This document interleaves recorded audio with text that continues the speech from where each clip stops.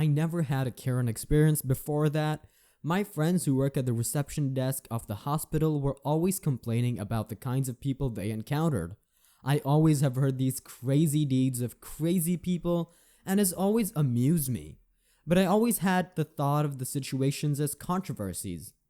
I believed that the people had reasons deep down for the way they acted, in a twisted kind of way.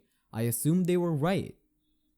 That was done before it all happened to me, and I found myself wordless and clueless about what to do and how to handle things.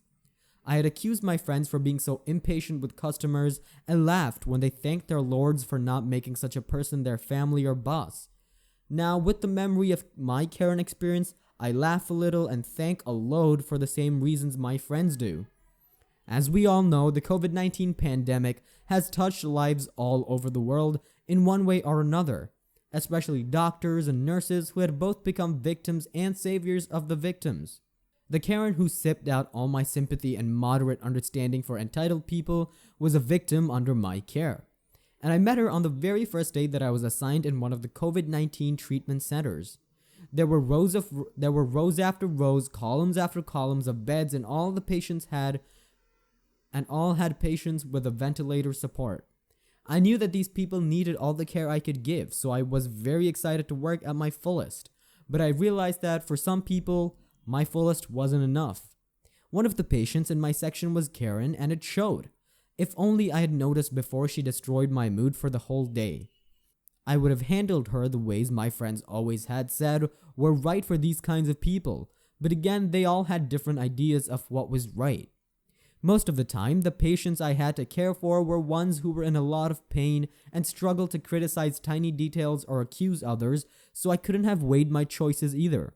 I remember heading to her bed after checking on a lovely lady who was sadly talking about missing her son, who was also a doctor.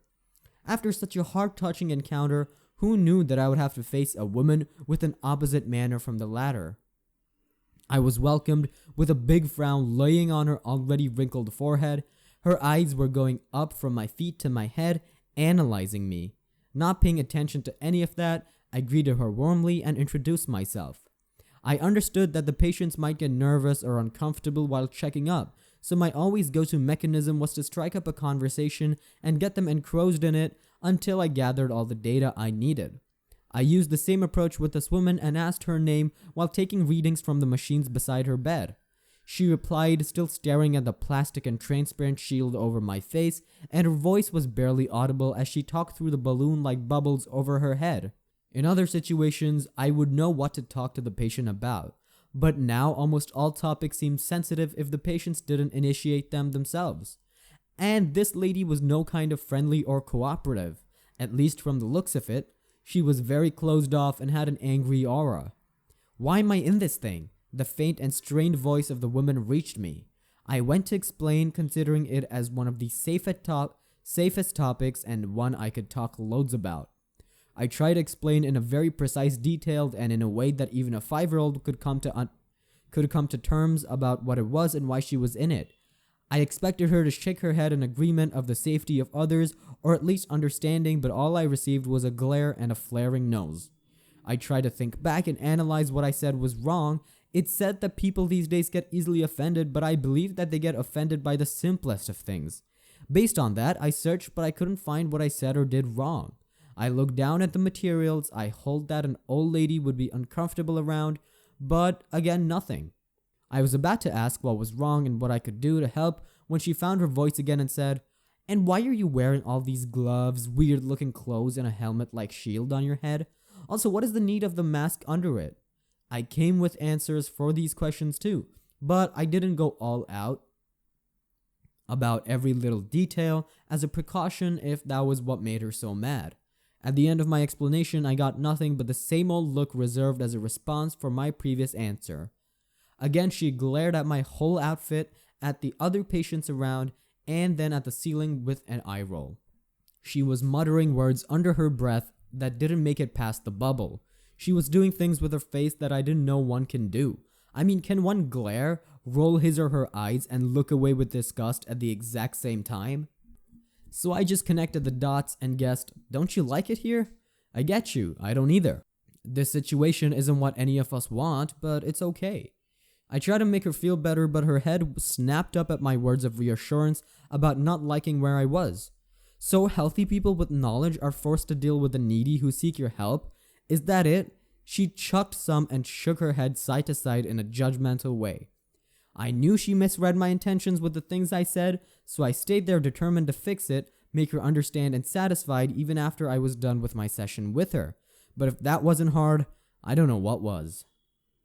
No, that's not what I meant. I started to explain but was cut short after her interference. With her interference.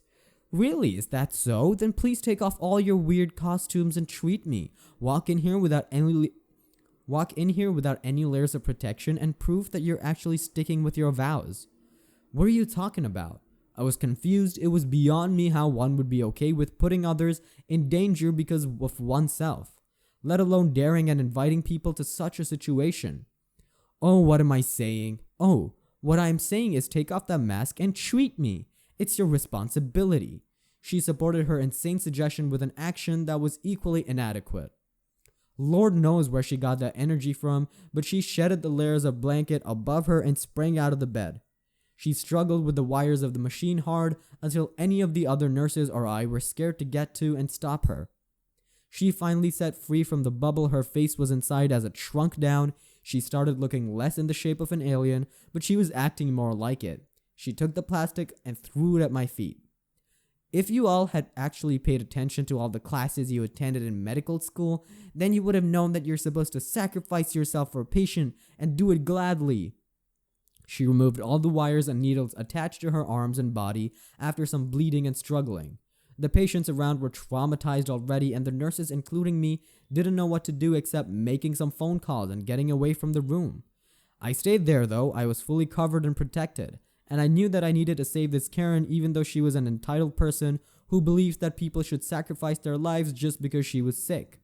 Why is this world full of selfish people? She asked her fellow roommates as I got closer to her, thinking and seeking for ways that I could get her back to bed safely, with all the machines plugged back in. But she saw me coming from behind her and turned to me with a big fat smirk. She took measured strides towards me like I was doing. When she finally decided it was the most unexpected, she tugged on my blue protection cloth, trying to get it off me. It makes me uncomfortable, so you need to take it off. I thought you and your fellows worked to cure and satisfy the patient, huh? I'm unsatisfied as long as you're treating me in this way. I was so startled that I almost literally ran, but I didn't need to do that since security guards and more doctors came in and I was escorted out.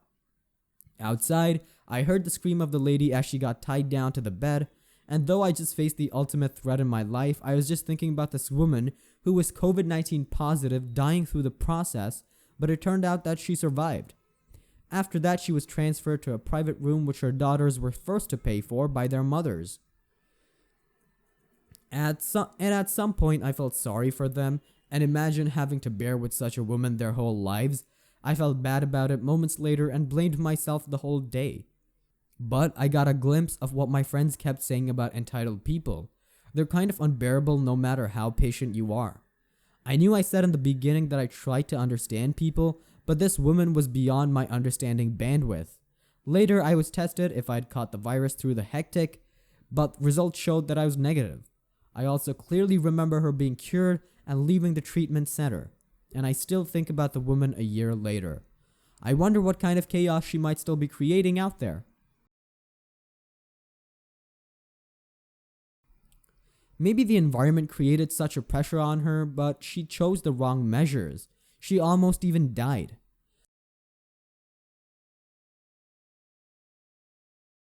Wow, I'm a nurse, and though I had no such experience, I can relate with dealing with mentally unstable patients. You are a hero. Next story. My half-sister Ashley moved in with us last month after getting kicked out of her mother's house. We both share the same dad.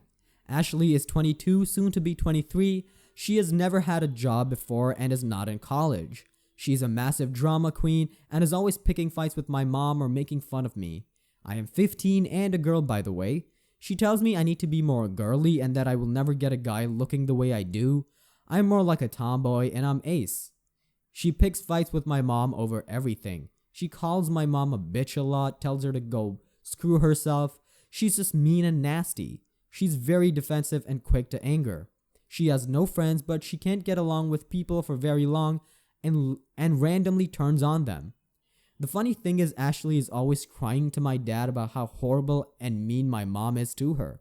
And my mom is usually going off on her, but that's because she ran her mouth to my mom first. She knows how to push my mom's buttons and does shit to intentionally irritate her. My mom is fed up with her shit. Ashley wants my dad's attention full time and has tried to sabotage their date nights by making it all about her and guilt tripping my dad into staying home or coming home early.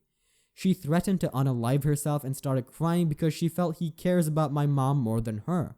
She constantly hogs up all his free time unless he's at work or out drinking with his friends. At home, she's glued to his hip and reminds me of a little kid going, "Daddy, watch me do this. Daddy, watch me do that. Daddy, daddy, daddy." She always has to sit by him. Always has to be center of attention, etc. When she's not, she gets jealous and starts putting on Oscar-worthy displays. She has hated my mom from day one, like she views her as a threat or something. She isn't nice to me either and makes fun of me. Then if I get upset, she laughs and goes, "Aw, did I hurt your precious little feelings?" and mocks me. Ashley got sick last week with COVID. She has mild symptoms. She's still sick and has been having GI issues, headache, and low-grade fever. She whines about how bad she feels all day and lashes out on everybody because she's sick of being sick and hates feeling this way, and none of the pain relievers are working. She also whines on Instagram and TikTok about how bad she feels. She's acting like it's the end of the world and she's going to die. She whines about how COVID ruined her birthday plans. Her birthday is Feb 3rd and she had no plans.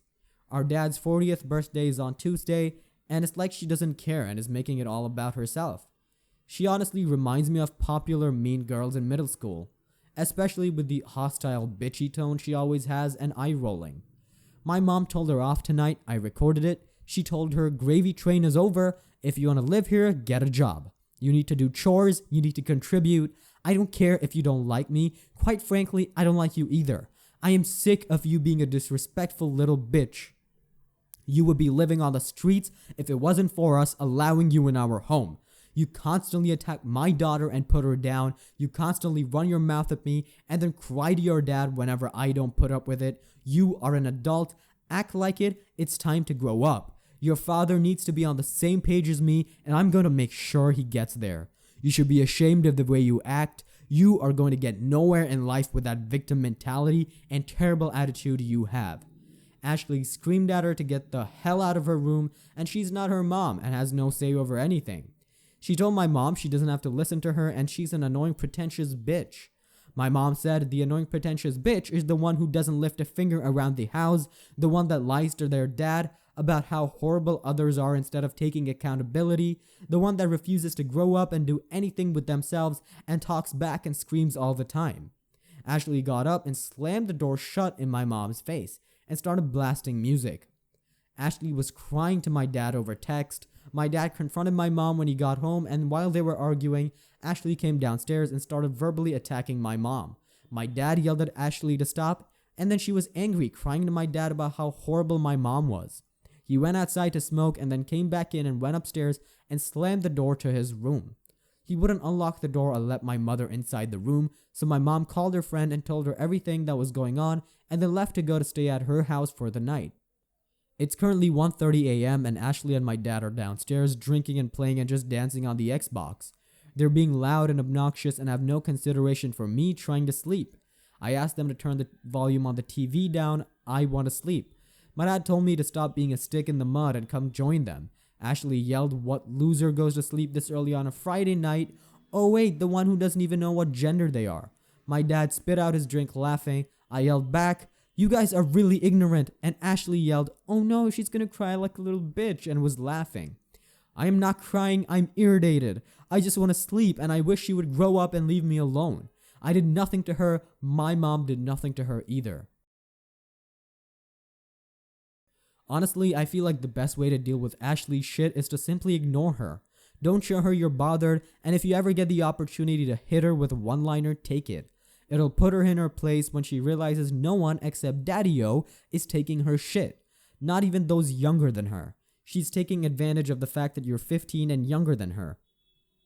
Of course, you have a right to be pissed at her, but if you hide it, she'll eventually get bored. People like her tend to lose their shit when they get ignored, so just ignore her. She'll start to lose her shit after a few days, and who knows, you might get some entertainment from it. If that's not the way you want to go, just don't give her the satisfaction by reacting. Record every moment she's done something to you or your mom, compile it, and show it to your dad. I doubt that even her precious daddy would protect her once he realizes how much of a bitch she's been.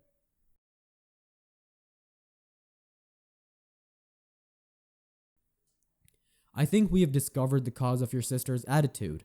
He's enabling her picking on you. Even joining in by laughing shows when it's the two of them, he acts in a way which encourages her acting out. As bad as your half-sister is, there's a chance you have a second problem neither you or your mother know about, as he is a two-faced about it. I'm assuming your sister saw nothing unusual in your father's laughter, which may, and I do mean may, mean it's not an unusual occurrence when it's the two of them alone.